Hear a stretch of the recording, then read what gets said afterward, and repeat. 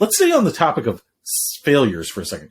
Obviously, Pixar has had many successes, but I want to talk about the failures here and talking about one of the employees going rogue and how that person was critical in a moment where they had a server, I believe it was for Toy Story 2, so every visual, storyboard, all of the computer graphics, and for whatever reason, I don't even know that they got into it, but for some reason, a technician or someone was formatting the computer to reuse, and they didn't realize it had all this, and there are hundreds of people working on this project, and as they are working on it, they are seeing Woody's hat disappear, Woody's arms disappear, and 90% of the data gets deleted before they figure out what's going on. I'll hand it off there. Can you fill in the rest of the story? This is why it's fun to read books like this, because like when you get into the inside scoop, maybe this was a story that was shared somewhere else, but I didn't know the story. I never knew it. It was amazing.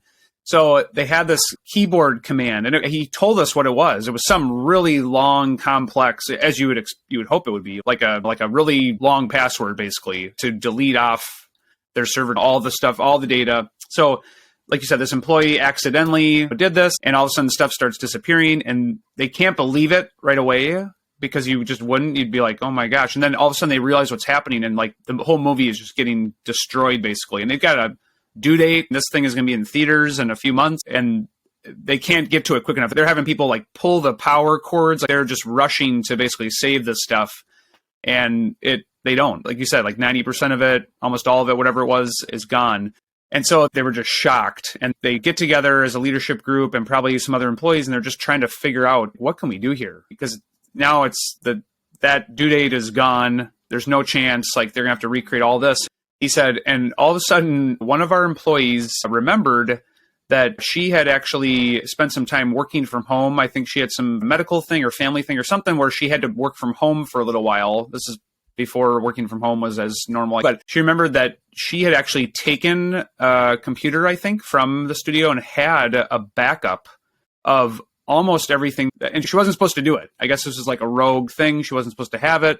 She wasn't supposed to do this. And he said, I think that they could have fired her. I mean, because this was definitely something that was against company policy.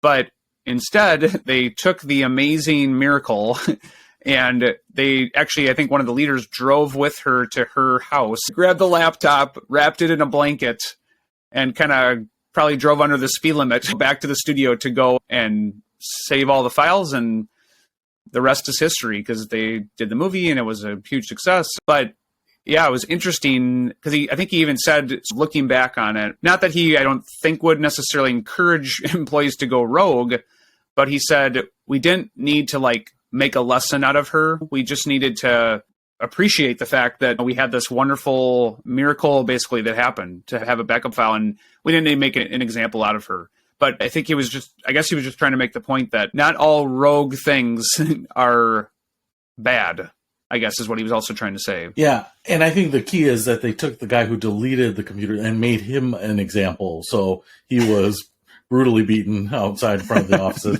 No, I think what's interesting is that nobody was fired. They didn't fire anyone, even the person who deleted it. And I think there were, to me, a couple of striking things. And tell me if you agree, disagree, or have some other thoughts. But one of those things, when we're talking about the rogue employee, is, I think, an implicit trust you have with your employees. That they are doing things for the benefit of the company, even if it's not against policy, even if they're thinking creatively, and maybe there isn't a policy that says you don't take a movie from the studio home with you. I don't know, maybe it is an employee handbook. But when people are genuinely trying to do something good for the company, and it might be a risk. In this case, the risk paid off to save their behinds. I think they said in the end they only lost maybe a week or a few days worth of work because it wasn't the most recent copy of the files, but it was close enough. They did not have to go back to 9 months of development. Yeah.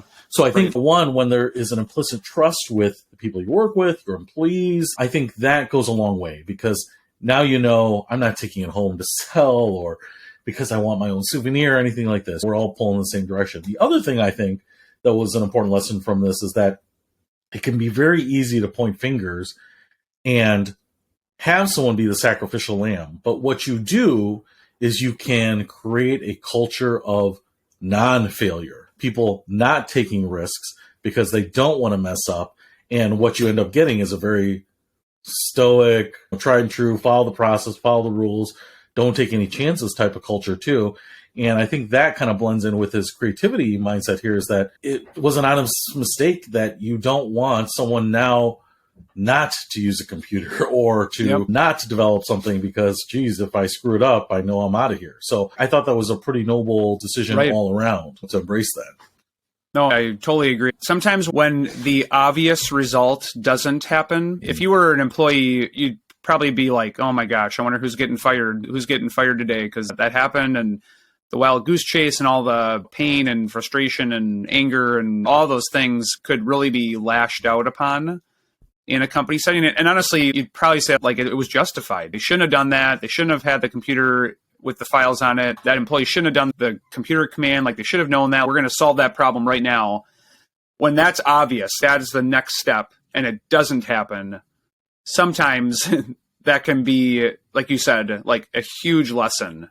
And I think that was probably like one of the better leadership traits or examples that he gave within the book, was when it is the expected result, it doesn't happen. It's kind of like in parenting, right? Like, I've heard the saying, like, more is caught than taught. And yet, like, I still try to teach my kids and sometimes forget the fact that they just pick up on a lot of things too. And that's probably the better teacher. This would be like one of those same type of examples where they've caught this versus being taught. You don't take risks like this because you'll get fired. But what they learned, what they caught was, we're a team. This is a team effort. We trust you guys. We know that nobody was trying to do this on purpose.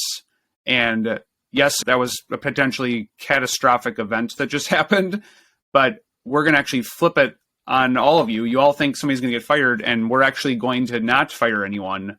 And we're not even going to try to figure out who did it. I don't think he even said who did it. I don't think they even knew who did it. I think they didn't go on the witch hunt there and try to find the person. They just said, hey, we got him back. Let's not do that again. But we're not going to go and make an example of somebody. So that is, it's interesting to think about that in our own work and in our own lives. Like, how can we do that more? Look for ways to give people credit, or look for opportunities to not try to make an example or blame on somebody else. But if that is justified, can we actually not do that? And it'll actually teach a better lesson with more healthy trust building behaviors that could result in a better end product down the road. Play the long game. Yeah, it's funny as you're describing that. One of the things that I was thinking about is I've worked in program development for a long time, building programs, piloting things.